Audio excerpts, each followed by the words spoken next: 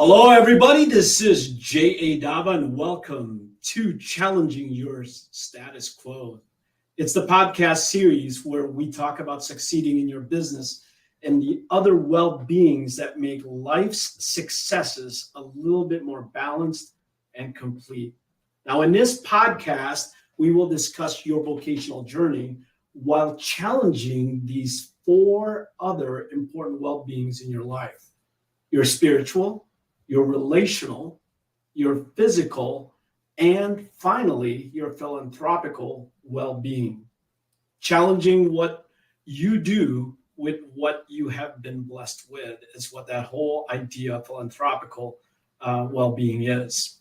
Today's topic, guys, is so important and such a tough subject to discuss, but our special guests are going to be bringing a bit of light and hope to everyone listening today. Today is about giving back, honestly, as many are in need. I'm your co-host. I'm J.A. Dava. I'm one of the co-founders and senior coaches with Latreia Coaching and Consulting.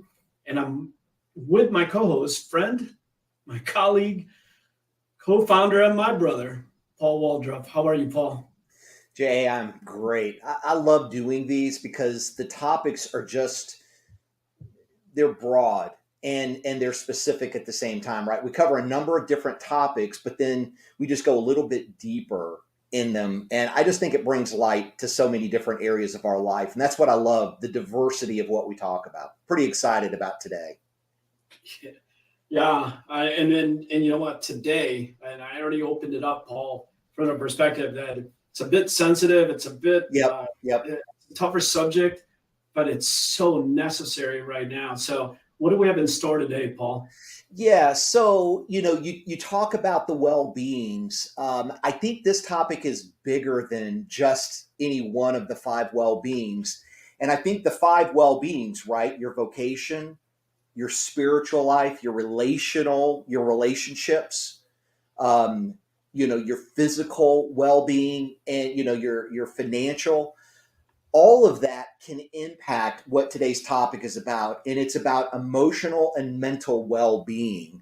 And what we're going to be talking about is mental health and suicide awareness. And life happens, and it happens so unexpectedly, and it can catch us off guard. But this whole idea of mental health and suicide awareness, if we sit down and think about it, we all know somebody who's been touched by this, some much more deeper and closer than we imagine. And some of us have been, impacted by it directly. So we've got Scott and Lisa Johnson coming to talk to us about this today. And I'm telling you, whenever we do these podcasts, we always spend a little bit of time in advance, right? I wish our audience could be a part of that discussion because it is just so rich.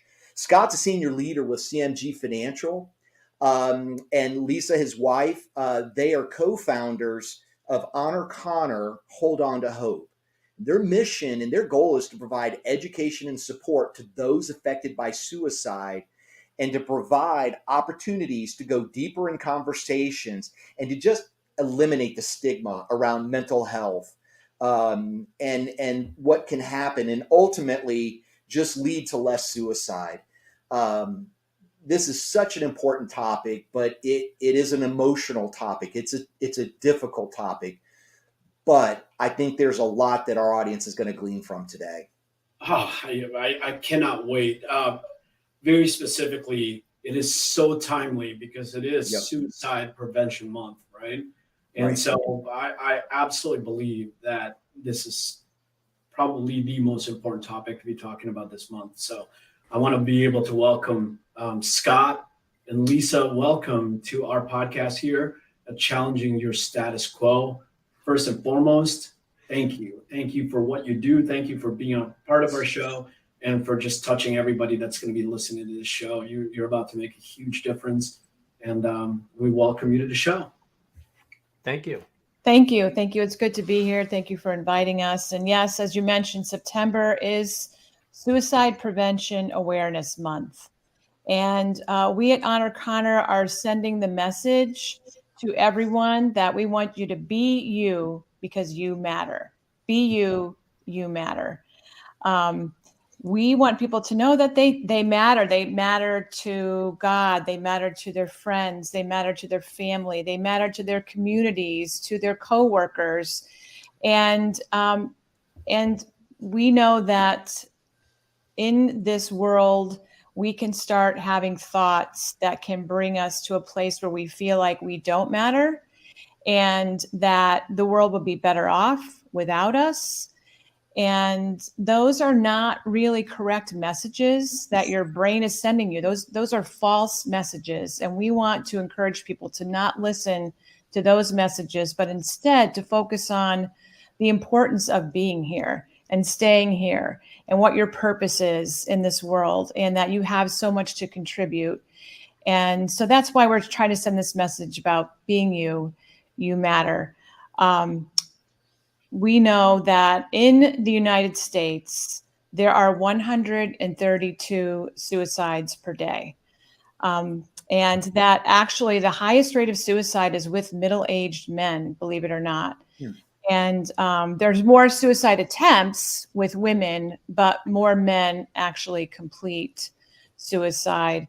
And the second leading cause of death for teens in the United States is also suicide. And that number is going up because we have a rising number of girls who are taking their lives. And so we're trying to address that as well. But the other thing people might not realize is that for every one person that dies from suicide, there are up to 100 people that are negatively impacted by that loss. That's over 13,000 people affected by suicide each day in our country. And that's almost 5 million people per year. That's a lot of people affected. In fact, CDC says this: suicide and suicide attempts affect the health and well-being of friends, loved ones, coworkers, and the community.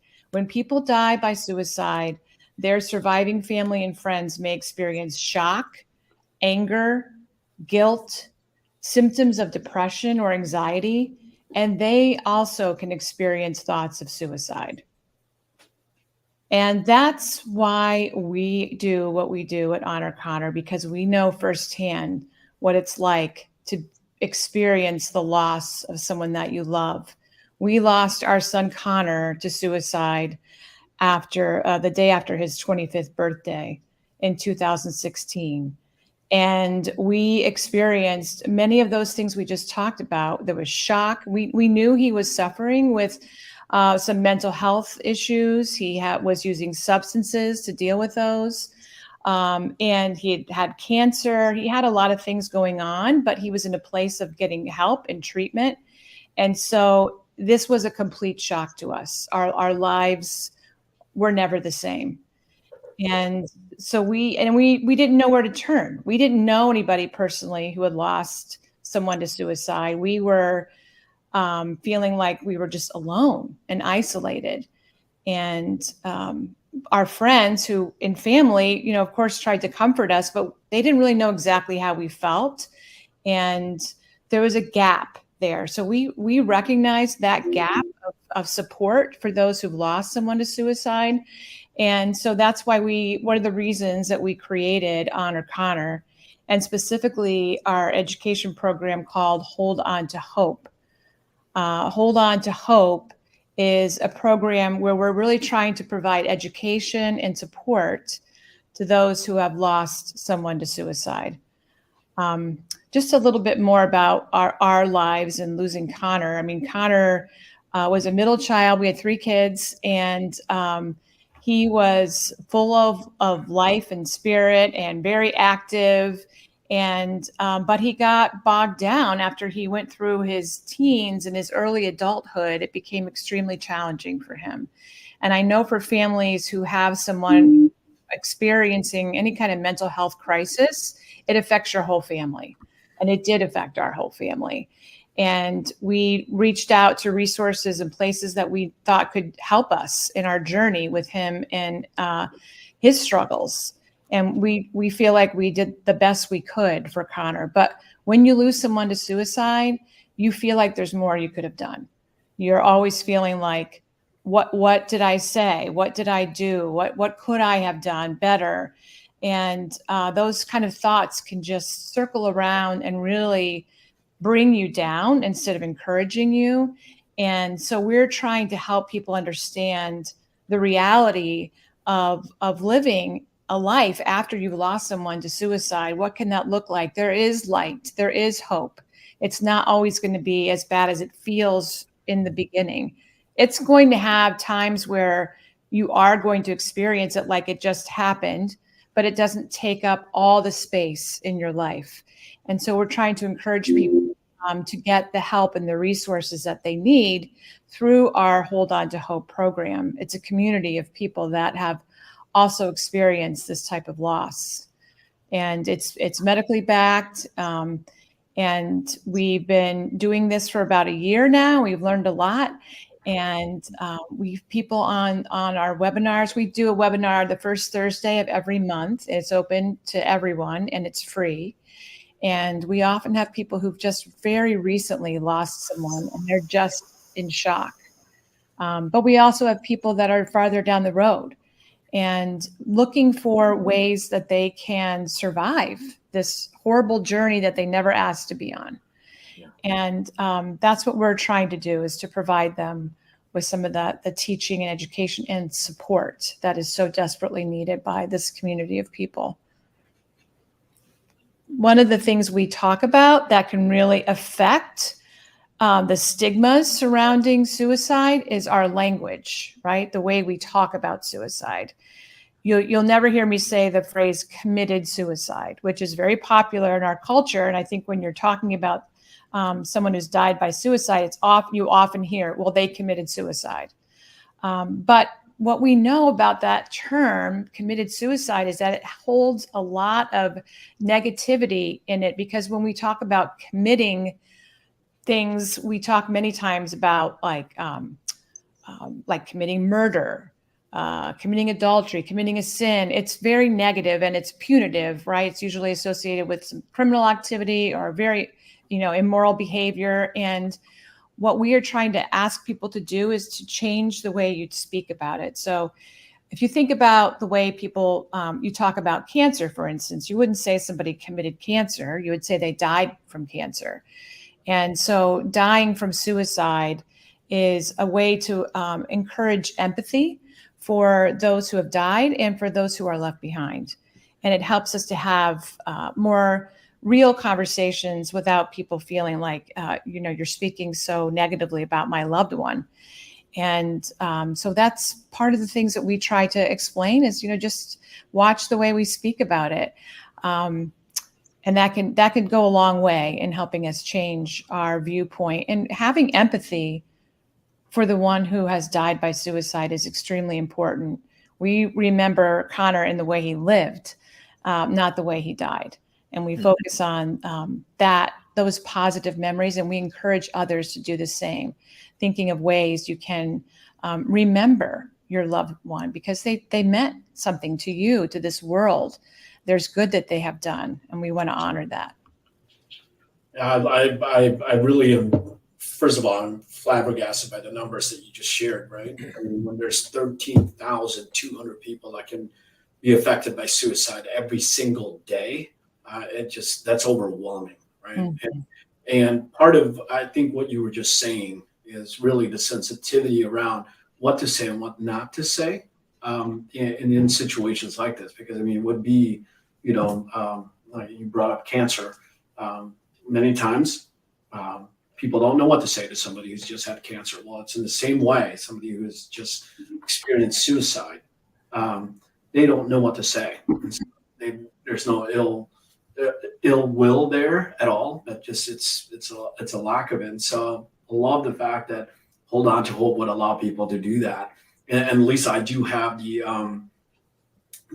website up, and looking at that. And so if there's anything there at all that you believe they can go to, especially if they're dealing with this right now, and they're hearing about it, and this is a page that they can go to. It is in honor of your son, but it is full of information and full of resources in that page. Yeah. So the screen that you're showing right now is actually it explains a little bit about our Hold On to Hope program, and it actually allows you to sign up for the program. When people sign up for the program and they're a part of it, it's an hour and a half. It's 90 minutes. It's not long. It's at 7:00 the first Thursday of every month. And following, it's interactive too. I just want to make sure people know this isn't just like me lecturing for 90 minutes. It's really trying to get people's feedback, and we do some journaling exercises, and we really try to bring up some of the things that people are struggling with and deal with those on the call. But afterwards, we also send out an email that has all kinds of resources, and those resources are on our website. And anything from, if you're in an immediate crisis, which if you're in a crisis with someone that you know, or even for yourself, there's now a universal number, just like we call 911 for many of our emergencies. You can actually dial 988 and immediately be connected to someone who's going to be able to talk to you about a mental health crisis, a suicide crisis. And that's very important for our country to have, because, sometimes when you dial 911, you're not going to be in touch with people who might really have the information and support that you need when you're in a suicide crisis. So that number has really been groundbreaking for our country to have that as a resource. There's also other hotlines on there. If some people feel more comfortable texting, if you are a family member, there's all kinds of resources on our website under the resource page. And there's books, there's podcasts, there's support groups, there's other ways that you can get help, right? And so we encourage people to check out our website. So right now you're on the 988 website, but if you go back to the Honor Connor website and go to scroll up to the top, and you'll see a tab for resources. Okay, hold on a sec. Yeah. Yeah, good. You can just go to Get Help, right? Go to Get Help. Mm-hmm. There you go. There's a lot there. Mm-hmm. Yeah, no, I'm also seeing, so I know that on an individual basis, it's important, but I know that when we were discussing this a little bit, Lisa and Scott, we were talking about how it's available for corporations, it's available for churches. Can you just share that a little bit? Because I can tell you right now, in the industry called mortgage, it's a really hard topic right now. So. Yeah, the webinar that we offer, like I said, is free for the general public, but we also offer it to smaller groups of people. So to corporations, if they want it to be part of their mental health education, which many corporations have today, this is an option to be able to support your employees, and for them to learn better how to support somebody, even if they haven't personally experienced this. Like you said at the beginning, we all know somebody, right? So how can we be better friends, family members, community, and coworkers, bosses? All those things are important, because like you said, we don't know what to say. So being a part of this webinar can help you find things that you don't want to say and things that you do want to say, and ways that you can support a person who's going through this kind of crisis. We also offer it to smaller groups. Like, for instance, we had a group of women that had lost a mutual friend. They had been friends since college. They got together all the time, and they were grieving as a group of friends. So we did the seminar just for them, and they had a common loss, their friend. So it was good for us to have those conversations. How can they, as friends, support her husband, her kids, her family, right, and themselves in this journey? What's that journey going to look like for them? So we offer that for anybody who has a group of people that they feel would benefit from doing this together. We'll schedule a time that works out for them. That's fantastic. It had to have been, there's people listening right now that are going to be wondering, it might be so fresh, right? That, even if they do know that there are resources there. Scott, I can't even imagine. I'm father of two, and I can't even imagine what would be your, I don't know, your word of advice to somebody that might be listening to this right now that is affected by it, maybe freshly affected by it. What are some of the things that you even went through that you would encourage someone, man, don't be alone? What would you say to somebody like that right now, Scott? Well, yeah, I think Lisa brought it up earlier. There definitely, we did not have resources available to us. And that's one of the reasons why we started Honor Connor, to honor him, because he always wanted to help people. That was one of his goals, that people that dealt with mental health issues, substance abuse issues. So we felt that it was something we needed to do. And I think it's important that if people are experiencing it right now, to understand that there is hope, that they can find joy in their life again. It's not going to happen overnight. I talk about grief and I say grief never ends. It just changes shape, right? So part of our Hold On to Hope program, Lisa talks a lot about the ball in the box, meaning we're a box and inside us is this giant ball. And this ball has a lot of spikes on it, right? And when someone dies by suicide, that ball fills that box. Die anyway, right? A family member, but we're talking specifically about suicide. That ball fills every corner of that box, right? Mm-hmm. So it just takes up all the space, right? The guilt you feel as a parent or as a friend or as a sibling, the sadness that you feel over losing someone, the anger, why did they do this? All these things fill up this box. And at time, that ball gets smaller. Right? As over time, that ball gets smaller. It's always there. It's in your box, but it gets smaller. And then some days it gets big again. Maybe it's a birthday, maybe it's a holiday, but then it goes back and gets small again. And the other things in your life can fill that box.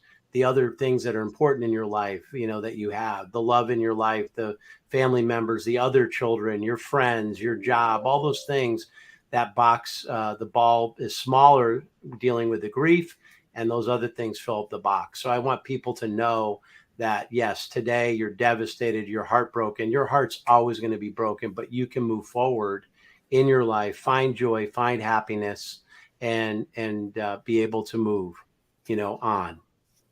But it takes time. I will say, one of the messages that we communicate often on our webinars to people who've recently lost someone is to give yourself the time.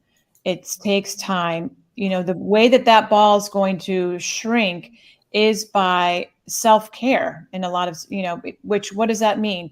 That means knowing that you need time to process this. You're not going to get over it anytime soon. And you might need support, right? What does that look like? Support can be a support group. I know that I joined a support group after we lost Connor. That was so important to me because I finally felt like I had people who understood what I was going through.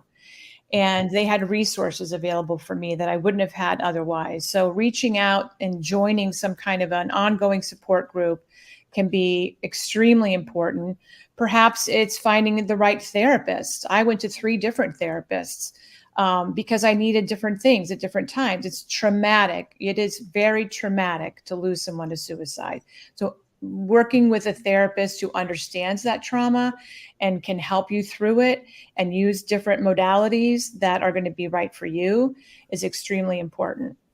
Yeah, Connor died in 2016, and we didn't start Honor Connor really until about 2020. So, it took us several years. We knew we wanted to do something, and it just took us several years to get to the place that we could. Yeah, you actually, and this topic is so important, and what you guys are discussing right now, because when Paul and I were talking to you both, one of the things that I heard you say was that it's because of this subject, even your friendships can shrink down because, again, it's almost as if, you might find yourself not necessarily the one that had your son die of suicide, but you're part of that circle, mm-hmm. and how much of an incredible support you could be to someone who's dealing with that. So, I mean, you both felt that, right? I mean, I think you both shared with us that the circle got kind of smaller, right? And tell us a little bit about that. I mean, because there are people that are probably right now not supporting somebody because they don't know how, right? So, I think that's the key is that, we had a big circle, right, of friends, family members, part of a big church. And I think a lot of people don't know what to say. So they don't say anything. And then over time, not saying anything, your friendship starts to fade, right? We were very fortunate that we had, several friends that came alongside us, and our family was amazing. And I think that, that itself, just helped us so much in getting through it. But Lisa, I'm sure you can share some of your feelings on that. We also had friends that because they didn't know what to say, we lost them. They're not our friends anymore. And we lost a big community too that was important to us, that we just felt like they weren't, you're angry and you're raw. And so when you don't feel supported, it's not like maybe you might feel otherwise. It's so magnified, right? Because you're looking for people to understand you. And it just can really get in the way of making any progress in your grief journey when you feel alone and isolated and like people don't understand. So that's why we're trying to help people know what they can and what they shouldn't do. Like we talk about the 5 love languages, for instance. So, people respond to grief and trauma in different ways. And some people need different things, just like we have different love languages. So some people might really need a lot of affirmation. And so how do you do that? How do you be present with someone who's grieving? And maybe they need physical touch. I didn't want that. I was very prickly pear. I didn't want anyone getting near me. But some other people might really appreciate, holding their hand, giving them a hug, snuggling in next to them. We're all different, right? And we all need different things. So it's trying to understand the person that you're trying to support. What do they need? Or if it's you personally, what do you need in your grief and loss? What's going to help you? And maybe how can you communicate that to the ones who are trying to support you? Yeah. So many people will ask, what can I do? And we as the grievers, we're okay, right? Because we're strong, we're okay. But reality is just regular executive functioning, just stuff like getting laundry done or going grocery shopping. I mean, if, when you are going through this process and you're the griever, you're grieving, and someone says, what can I do? Be honest, communicate with them. Hey, you know what? I need to pick up the kids. I just can't do it. I need you to come over and do some laundry for me because it's piling up and I can't get out of my own way. Go to the grocery store. Like Lisa said, the other thing is things that you don't do, right? It's nobody's business how your child died. If someone's asking you, that's not their business, right? People want to know what happened, right? Is there anything you could have done differently, Scott, as the dad? Like, those are not questions you want to ask somebody, right? Yeah. And you don't want to say things like, gee, your son's in a better place. Well, okay, I want him here with me, So anyhow, this is why we started Hold On to Hope. We actually touch base on all of these things that we dealt with. And we also had focus groups of other families and people that have lost somebody. So we asked them the same questions so we could kind of come up with this program that's clinically backed that actually can help people deal with their loss and also help people come alongside people that are, dealing with that loss, right? Very important.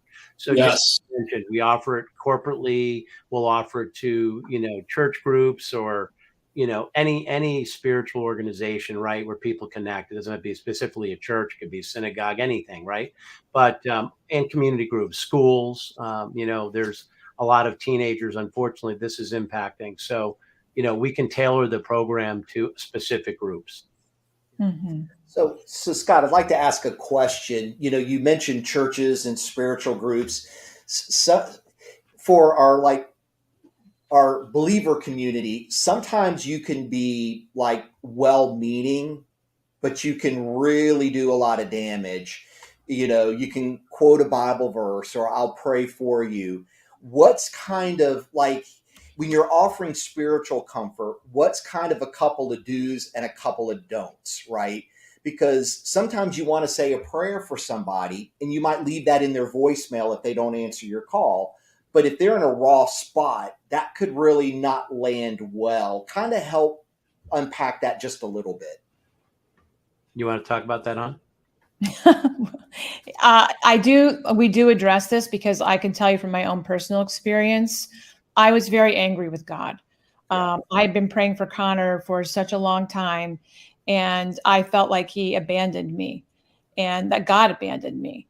And I had friends that wanted to come over and pray and read scripture, and it just made me see red.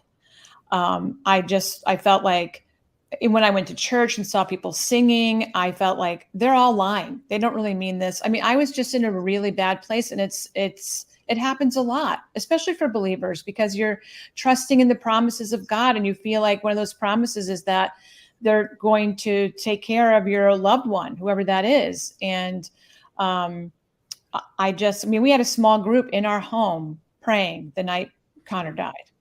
So I had a lot of anger about that. But here's the thing: God, in His graciousness and His mercy, reached back to me. I'll tell you this short story. We were staying with my parents in Florida, and my mom wanted me to join her Bible study group, which I reluctantly did. They were studying Psalm 23, and I had prayed Psalm 23 and everything to do with the shepherd finding the lost sheep for Connor for years. So I was like, oh, great. I can't believe we're doing this.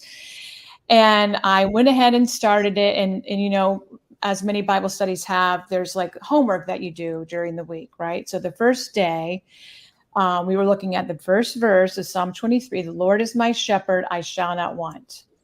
And the question was, what do you want from God?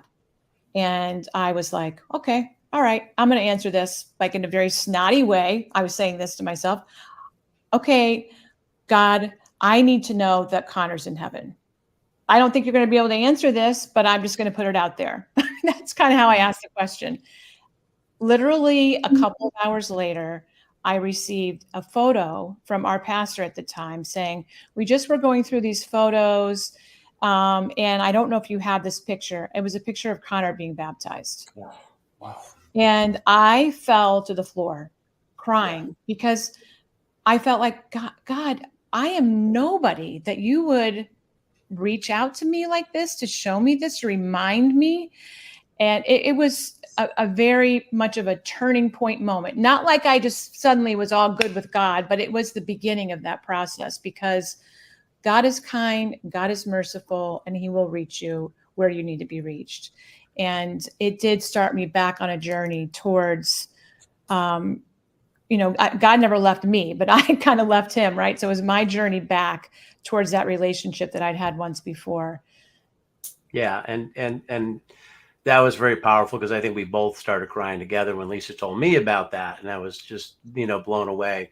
But I think, Paul, your question is, in the spiritual community, there is a challenge, because a lot of people will say things about your son not being in heaven or daughter not being in heaven because they committed suicide, which we don't talk about. We don't use that term, right? Died by suicide, but they would say that, and that's not correct biblically or anything like that. And we know that Connor was a believer and accepted Jesus as his Lord and Savior. So we knew Connor was in heaven.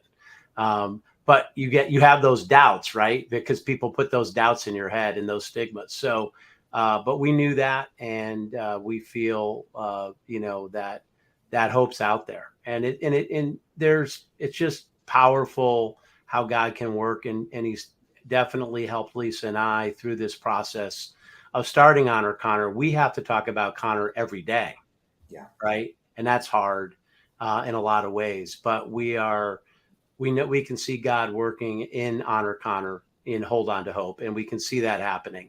And absolutely, I want Connor back with me. I would not want that to change, but there is blessings from that tragedy that happened with Honor Connor, Hold On to Hope. So one other question, and thank you for unpacking that. That was extremely powerful. Um, so somebody who has walked in your shoes, right? Someone who has lost somebody immediately, is there a lot of power in that person being present right when something happens? I mean, you don't have to say a lot, but they know that you know what they're going through. Is there just a lot of power in showing up and being there, even if it's being silent? Yeah, being present is extremely important. Not There's nothing you're going to say or do that's going to fix them or take away their grief. There's nothing. So searching for the right words is pointless. Being there, being present, ready to listen, ready to say, I'm here for you. I'm so sorry you're going through this. I wish I could take it away, but I know I can't. So I'm here. I'm here, and you're listening. And being able to, I know it's very important for me, for people to talk about Connor, talk about their memories with Connor, right? Sometimes we're afraid. We're afraid, like, oh, I don't want to mention it because it's going to be upsetting, or I'm going to remind them of the loss. You're not going to remind me. I know every day that Connor is gone. But for you to share Connor, then I know you're thinking about Connor, or you loved Connor, you have something to share, and that fills me with joy. And, it's like all the photographs I have of Connor. I'm not going to have any new photos of Connor. And I have only so many memories of Connor. But if you have a memory that I don't know about and you want to share it with me, wow, that's like a whole new memory that I get now, right? And a whole new way to understand him. And it's beautiful. It can be really beautiful. So not being afraid to talk about them, say their name. They existed, they lived, they're still very much a part of the person's family, whether it's a spouse, cousin, whoever it is. I mean, we have extended family members that were very close to Connor that's completely impacted their life. So don't underestimate being a couple of persons removed in the family of how much the death of somebody from suicide can affect them. It can be very devastating. We all feel like there's something we should have known, we should have done, we could have done better. Everybody feels that way, and it's a hard thing to get through. Wow. How important is that message, Lisa and Scott? I mean, those of us that are sitting here right now know people, and we know where resources can be and where to lead people to. So please take note of that, everybody that's listening, that be aware of what's around you, and then just your words of presence, right? Because it's absolutely true. There's nothing you can do at that point, right? And Scott, I will tell you right now, I'm feeling that you will be with Connor soon. In life here, time is, to us, means something. To our Lord, it's a whole different world. So, but I know Scott, especially. Gosh, I wish I could talk to you guys all day long, right? Because I think it's that important of a topic. But I know that you had a dream at one point, and I'm moving into a third part of what we want to be able to at least unfold. Because as we're talking about communication, as we're talking about even strangers, not strangers, but friends being able to come up to you, there's a little bit more. You had a dream, Scott, about a 1 billion type of dream. And I want to open that part of it first for you to explain what that dream was, and then lead us right into what I think is the walk and talk for hope, right? And so can you just tell us a little bit about that dream first and foremost? Yeah. So as we as a Honor Connor team were brainstorming about what some of the things we wanted to do, we came up with this idea of the Walk and Talk for Hope. And the Walk and Talk for Hope is a amazing program where family and friends get together the Saturday after Thanksgiving, and they actually take a walk and talk about stuff that matters. So on Thanksgiving, you have turkey, you watch football. Friday, you go shopping. And then Saturday, my dream was that we'd have 1 billion people actually taking a walk and talking about stuff that matters. So it is a great day, opportunity. We provide some great conversation starters, a toolkit. So you can actually, have some information with you. And this is virtual, or we also have hard copies, a little card kit. And, here's some of the basic questions, right? What makes you laugh? What's your favorite season? What was the happiest day of your life? So we have these set up for you to take a walk and talk with your kids, with your teenagers, or with adults. So we have conversation starters for everybody. And it can be right on your phone. So you can do this talk virtually, walk and talk virtually anywhere, anytime this Saturday after Thanksgiving.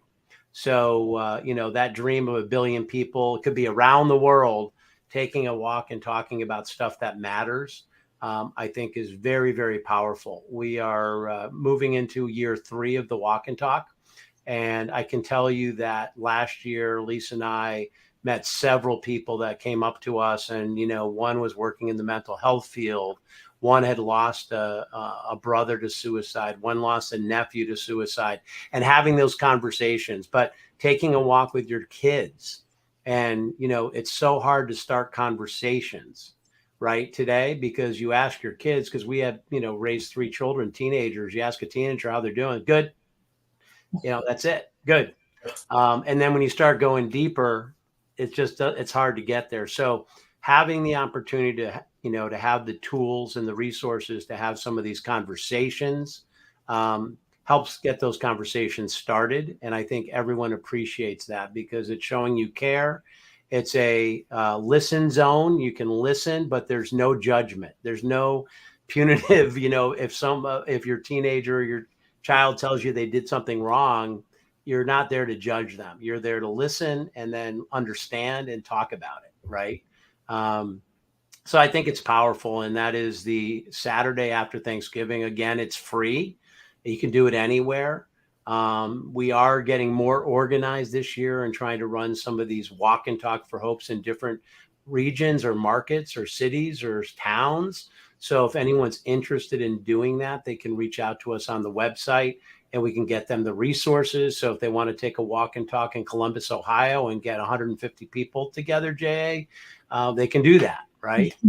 And I think that's, and we can help them with that. So we are definitely going to have more of those kind of events around the country this year. We're trying specifically to do that, as well as the virtual event. So Paul can get up and take a walk with his family, wherever he is, and just take a walk around the block, right? Could be, 10 o'clock in the morning, could be 5 o'clock in the afternoon. But as long as the walk and talk is happening, that's what's important.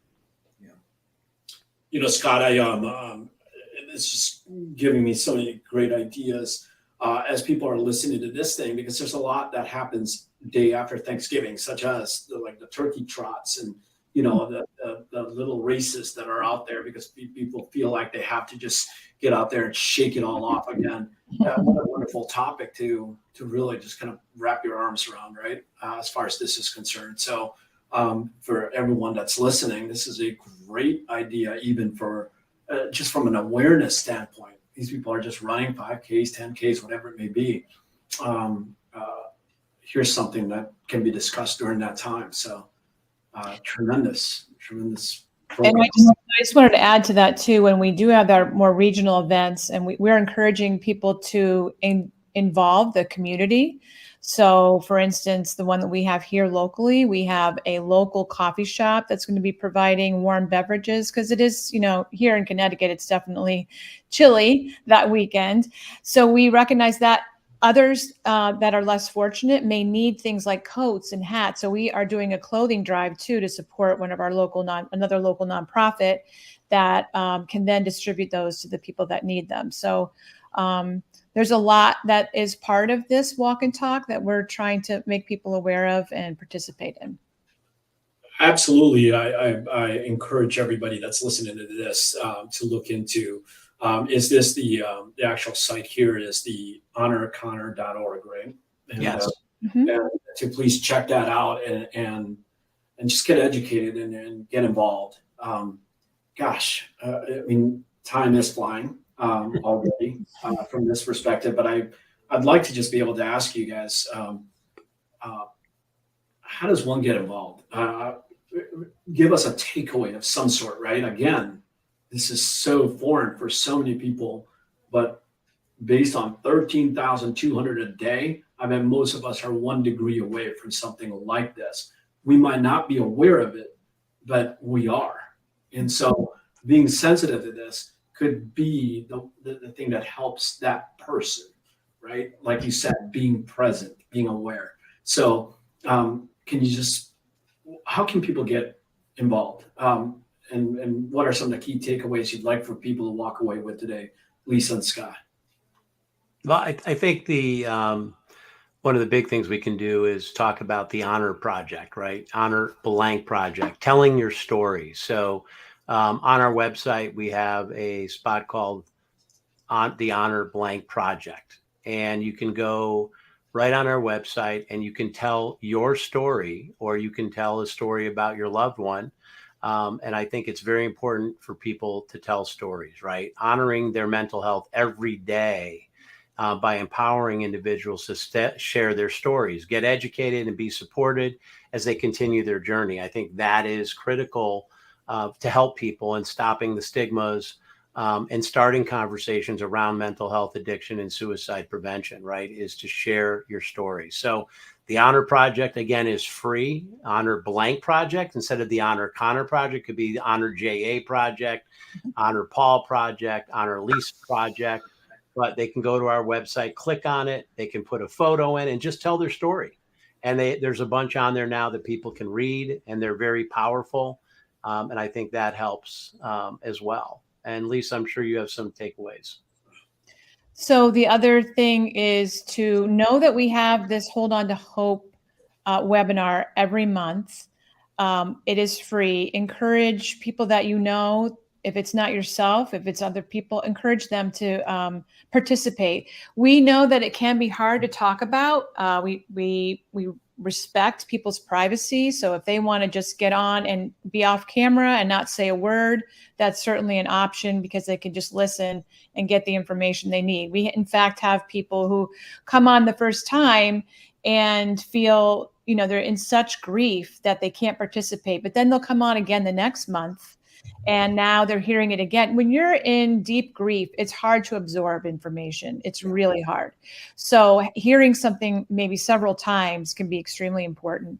Your brain just isn't functioning the way that it might otherwise. So it can take a few times of getting that kind of information, but sharing that with other people who have experienced this type of loss, even if it was 5, 10, 15 years ago, because sometimes people haven't really dealt with that in their life. So sharing that is important. Being aware of your language, right? The language around suicide, refraining from saying the term committed suicide, died by suicide. If you think about how you would explain someone's death from cancer, heart attack, any kind of illness, how would you explain that? Do it the same way, because that offers empathy to those affected by it. Lisa and Scott, well, I don't even know what to say, right? I mean, it's just like what we've been talking about for this whole 45 minutes, except for the fact that, I will tell you right now that Connor is alive and well, because the impact that it's making towards all the people that are listening right now and where it can lead is, I don't know. I just can't say enough about how humble I feel that you two are on this show, and being able to just talk to everybody out there and having the kind of grace that you both have right now. I know it's taken a long time to even get to where you guys are, but what you're sharing is truly honoring Connor, right? In his life and after, and his place in heaven. And that's where I can, I'm a believer, and I absolutely believe that, that dream of yours, Scott, that he's someday going to be, you want him right there with you. Yeah, that will happen. So I'm just so encouraged. I just want to thank you guys for blessing us today tremendously. I have to leave it at that, because your baptism portion, the baptismal photo, that's the mic drop thing. That's where God goes to work. right? Yeah. Thank you for having us. Yeah, thank you. Thank you both. Yeah. Yeah. Thank you. Paul, any parting words for Scott and Lisa? I, like you, am just amazed at the humility, the graciousness, the courage, and the strength that Scott and Lisa have. It never goes away. You're always carrying it, but the way you do it with such dignity and encouragement, there is strength within strength with you two. And there's no doubt you're going to affect many, many people that listen to this podcast. Thank you so much for just being so open and transparent with your story and changing lives. That's at the bottom line. You're changing lives. Yes. Thank you. Thank you, Lisa. Thank you, Scott. You're welcome. Thank you. Ooh. Yeah. Wow. I don't know, JA. That was it was intense. It was powerful. It got me thinking just about a lot of things.